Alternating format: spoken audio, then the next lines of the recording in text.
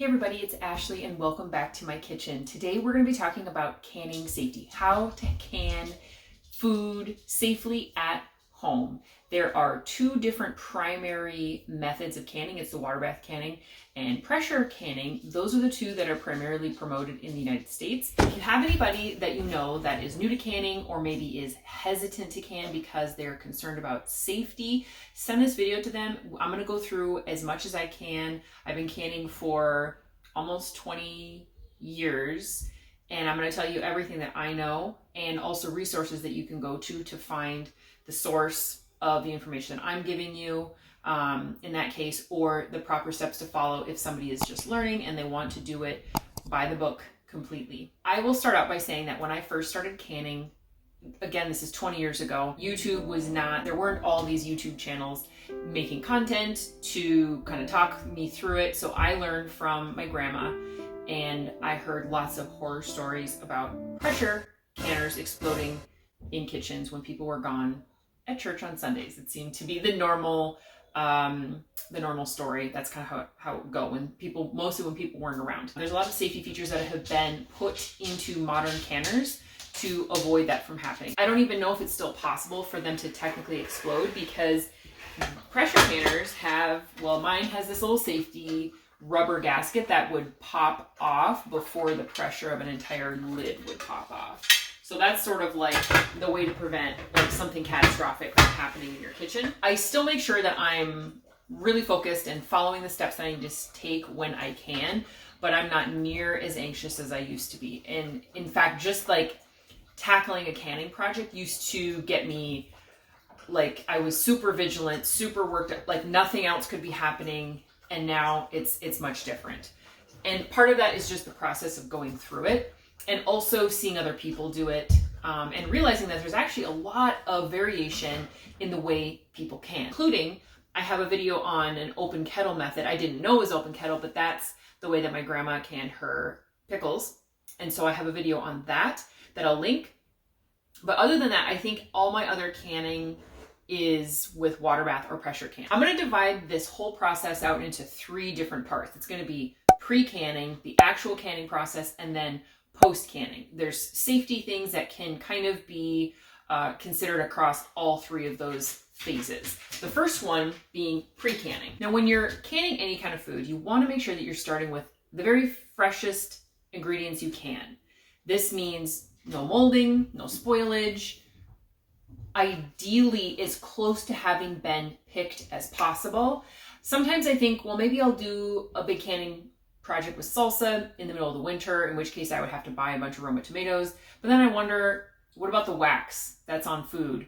And I end up not doing it, but I think freshest as possible, as least altered as possible, is going to give you the most consistent results. Certain bacteria can thrive, and the bacteria that is discussed when it comes to canning and food safety is botulism. Maybe that's not the actual term, maybe that's the sickness that can come from it. I'm not really sure, but I just refer to it as botulism. So that can come from bacteria being on food, put in an airtight environment, and then can proliferate in that airtight space. And the way canning is set up is there's a couple different things that make that bacteria able to thrive or not, one of which is an acidic environment. So in an acidic environment, enzymes, bacteria, including the one that causes botulism, and other things that break down food are going to thrive less, because it's not just about bacteria, it's about preserving the food quality,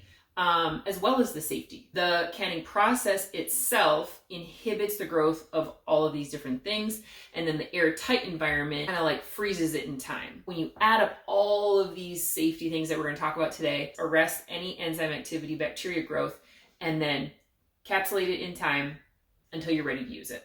So food quality is really important for that reason. You don't want to use anything that's showing signs of spoilage, no matter what it is. It's just not worth it. Another thing that it's really important to check is your equipment and your jars. Anything that's going to be used in the process is important to look over it. Now, some of these things, like with pressure canners, you can actually have your pressure gauge calibrated. And if you go to any extension office in your county, they can do it and they'll do it for free. I've done it before, but you can make sure that the gauge is working properly. Obviously, you want to make sure on a pressure canner that your seal is in good shape. You don't want any cracks or anything to be going on with your seal.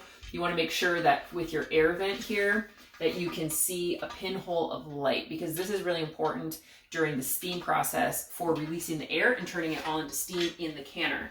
With regards to a water bath canner, this is just my pressure canner, which I often use for water bath canning. I like to just have as few tools as possible to be able to get the most use out of it. Basically, you just want to make sure that it's in good shape. There's no cracks. It's not going to leak water everywhere. It's going to get the job done.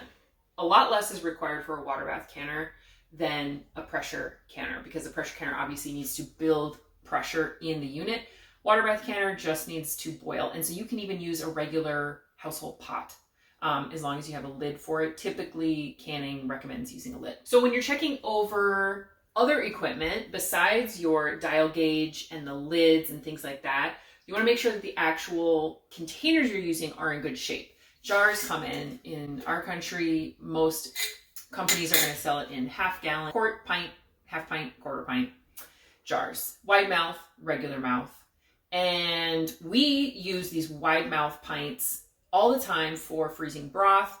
I'll make homemade dog food in them and put them in the freezer because they're freezer safe, because there is no shoulder. Meaning when the food expands or the liquid expands, it's not going to break because it's not going to pop off the shoulder. It's just going to move up. So we use these a lot for that. So if I want to can with these, I'm going to make sure that I'm checking these over really well. I do store the ones that we make our broth and dog food in with the lids on and kind of keep them up in a cabinet, because that keeps them from getting bumped around and mixed around with the rest of it. But we use jars for other things too. I drink water out of my jars every day. And so I'm putting on caps, lids, straws, clanking around in there. And so you just want to make sure that there's no chips in the jar itself, that the ring has no chips. Especially, we use all kinds of jars that are super fun for drinking out of. If you want to make sure we probably have at least one jar in here right now that's got a chip. But as long as I'm not using it for canning and it's a smooth chip, we kind of just deal with it. But anyway, so you want to check the whole jar over. If you have older jars, I kind of look at them sometimes and you can see lots of waving in the glass itself, which me personally, I tend to take a little caution with that. If you are not concerned about jars like that and you use them all the time, throw it in the comments. I'd like to hear what your thoughts are on waving or kind of ripples in the glass. I see that with older jars. If I've gotten jars from someone or just ones that have been around a while, you'll see those slight variations in the glass itself. And especially for pressure canning, I would never use that, because when you're putting something under pressure, you want the glass to be as smooth as possible in order to ensure that what you're canning is actually going to be able to withstand the process. I personally use new lids when I can. People reuse lids in our country and other places as well, and they do it with great success. It's up to their comfort level. I've always done new lids, so I continue to use new lids. There probably have been times when I reuse lids, maybe without realizing. When you get a new case of jars, they come with all new lids, and sometimes if I don't need those right away, I'll throw them in a bag. And sometimes I think maybe they've gotten mixed up, but if you can't even tell the difference, I figure it's probably not that big of a deal. But if you're really concerned and you want to make sure that you're doing everything you can to stack the safety 100% to make sure that the canning process is successful and that everything is, the way it should be, new lids is the way to go. And then also checking over your rings. Rings have a limited amount of time they can be reused simply because they rust. You can even see this one. Again, this is one that we use for our freezing and things like that. You can see things starting in here. And we are not rough on our rings. They go through the dishwasher, they get heated, and they dry. They don't sit wet, so that rust, it does not come very easily or quickly. But every once in a while, you'll see one where maybe it's more of an oval shape and things like that. You really want to make sure they're very nice and round, that there's no major nicks in this top edge. And that's because that's the surface that it's pressing down on this part of the lid to adhere to your jar. That's where that pressure is being placed. So you want it to be even pressure, and things like dents and nicks in that ring can interfere. Hi friend, if you find yourself stuck trying to find good, healthy, well-rounded meals for you and your family, you should head over to the Citystead Kitchen website. I've created comprehensive ingredient guides to help you with meal planning and dinner, something we all need help with sometimes. Be sure to check out the bundle because it's a great deal and has all the guides bundled together. This is a great way to help support this channel and also get great ideas for meals that are packed with nutrition.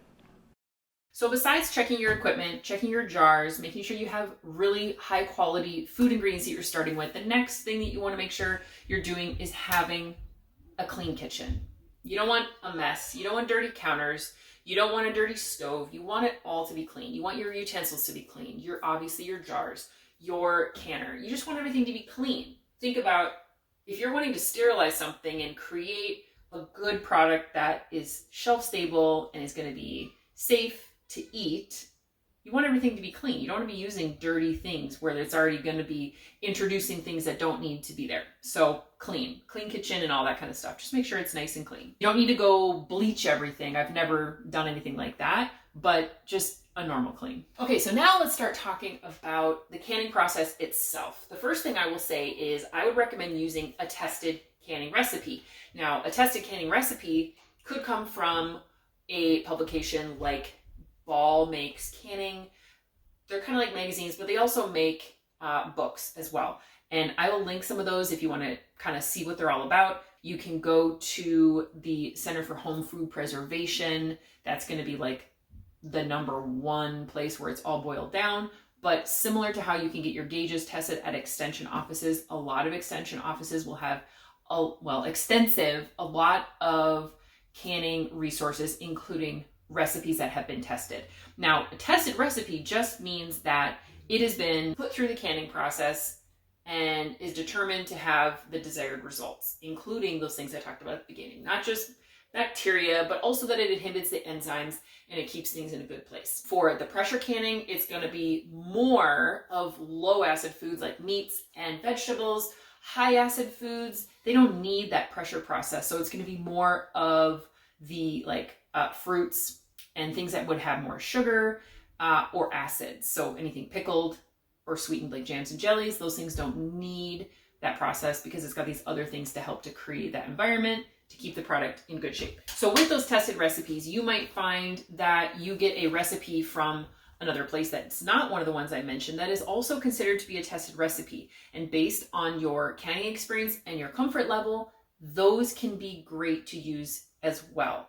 I have really stuck to, I feel like my canning, even though I've done it a lot, is kind of limited to those resources that I told you about, mostly my Ball books, because I find that whenever I want to can something, that gives me the resources that I need. And if I don't get them, I just go search for them and I find something that I know matches up safety-wise with the recipes that I'm used to. So I stick to those. The step-by-step process in a canning recipe is going to give you the amount of time that the jars are supposed to be in the canner being processed.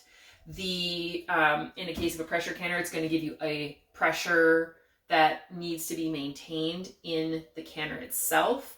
It's going to give instructions on how much headspace to use, which refers to how far up from the lid the jar is filled with food or liquid. Sometimes it's 1 inch, sometimes it's 1/2 inch, sometimes it's as little as 1/4 of an inch. So it does vary depending on what you're canning. And it'll also give a cooling process that's relatively the same for all canning. With the canner, where you're dealing with pressure, you're going to let it cool down completely. Then once it's completely cooled down, you do this, you do that. And with water bath, it's the same thing. Once it's done boiling, you remove it from the heat, take the lid off for 5 minutes, and then you're good to take them out. Stuff like that. So those things are standardized, but for recipes themselves, it's going to be the step-by-step on the headspace and all that other stuff and the cooking time and things like that. So the canning process is the sterilization process itself, which has changed over time as well.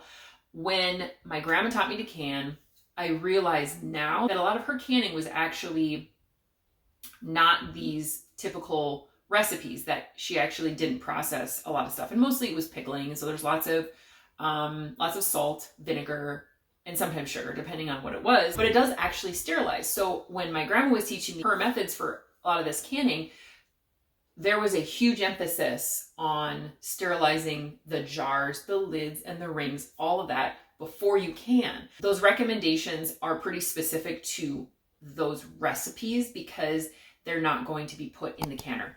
Most of the recipes that you'll find, they will be put through a canner, so you don't need to pre-boil the jars, for example. That is deemed unnecessary. That jar will be sterilized inside and out through the actual canning process. But if your recipe says to do those things, it's because of the canning process itself, not because it's required for all different types of canning. The last thing I'll recommend with the canning process itself before we go into the post-canning is you don't want to touch your jars. You want to leave them completely undisturbed until they feel room temperature. That means don't mess with the lids, don't mess with the rings. The rings often loosen, so don't go retighten, don't go testing the lids themselves to see if they've pushed down. You don't want to touch it. And the reason for that is because this little rubber seal is going to be hot as soon as it comes out of the canner. And if we're messing around with it, that has not had time to basically adhere and complete the canning process until it has cooled down, which is why all the recipes say to let the jars cool down before storing them.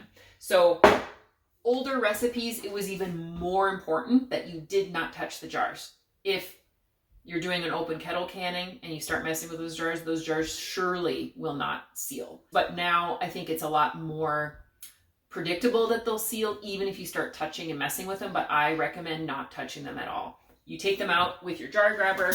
Ideally, you set them on a surface that has a kitchen towel.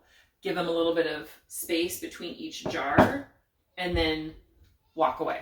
So planning where you're going to cool your things is really important because you want to make sure that you can use your kitchen. Sometimes I'll even put them up on my cabinets. I'll kind of get on my counter and hoist them up so that they can just be up there and cool down and it's not going to interfere with anything. All right, so let's talk about the last step, which is going to be the last phase of canning, which is going to be post-canning. What do you do post-canning? The first thing I do after the jars have cooled down completely, before I store them, is I wash them. And that is by experience because sometimes things siphon out. Sugars, oils, in the case of meat, different things, they siphon out of the jars, they get on the outside of the jars. And that is not an anaerobic environment where that stuff is not going to grow. It's going to grow. It's going to grow on the outside of your jar. I take precaution with that and always, no matter what it is, whether I notice siphoning or not, I always wash them. Soapy water, nice warm rag. You got to make sure that you get all these little corners. With meats and stuff, it can be a little trickier. Sometimes it gets all over the writing. But for the most part, most other things, it's going to be a lot easier, but the meat oils can be a little bit trickier, but the whole thing, lid, top, bottom, and then a good rinse. And I try not to use super scorching water because I know that rubber seal just, it came from a heat seal. It came from being exposed to heat. So I try not to use like the hottest water that I have, but a good warm soapy water. So I rinse them off, then I dry them and then label them. You want to make sure that your things are labeled. So that includes what's in it, because even if you think you'll remember, there might be different variations that look similar. So just write on what you've got, when it was canned, and then a batch. So if you're doing multiple rounds through the canner on the same thing, then you're going to want to say batch 1, batch 2, or some sort of notation that it came with these other jars. Because if anything happens to one of those jars, you can keep a closer eye knowing that it went through the same process as these other jars. Then it comes to storage. You want to store your jars, if at all possible, in an environment that is cool and is dark, because that is going to give the food the best chance of longer term storage. Food in jars can typically last 12 to 18 months easily, but if something is properly canned, it should last a lot longer. That's one of the most common questions that I've gotten on probably any video of mine, is how long will things last once they're stored? And that's my answer. 12 to 18 months is what they say, or what, Ball will guarantee with their lids, but canned food that is done properly should last much longer than that. Then when it comes to eating the food itself, you want to look at it. Make sure, is my lid still sealed? Does it look like it did when it was canned? When you pop it open, did it have a good suction seal? smell it. Does it smell like it should smell? All of these things I do, and I've never had an issue with a jar coming unsealed after I've canned it. I've never had an issue with spoilage, never gotten sick from anything. I'm very methodical with the canning process that I do. That is an overview of like the pre-canning, canning process, post-canning safety rundown. If you are a beginning canner or you know someone who is, there are great resources on the extension websites, the Center for Home Food Preservation website, and also Ball has a tremendous amount of resources as well, both online and in books that they've published. Following these safety steps will ensure that you can give your food the best shot to not only can safely, but then store safely. Canning is a lot of fun. It's a great way to have access to your garden food year-round without using a freezer. It can create easy meals. It can save money. You can use high-quality ingredients. There's so many great benefits of canning, but these are some things that you can do to make sure that all that good hard work that you put into the process pays off and that you can actually have and enjoy your end result. Thank you so much for watching this video. Again, if you know someone who's starting out canning or who might want to talk about the different safety steps that you can take to make it a great process, go ahead and send them my way. I really appreciate it. It helps me grow my channel and keep more videos like this coming out. If you would like to see more canning videos, mention that in the comments as well. I recently did a scrap canning video that was a lot of fun and such a great approach to kind of keeping food. Now, again, this is not canning food that was spoiled, but canning food that either was sitting around in my pantry like beans and utilizing things that otherwise just, if I didn't deal with them, they were probably going to be thrown out in months from now. So take care of it now, can it. I have this awesome convenience food and we're good to go. So I'll link that video if you want to see it as well. I hope you have a wonderful day and I'll see you soon.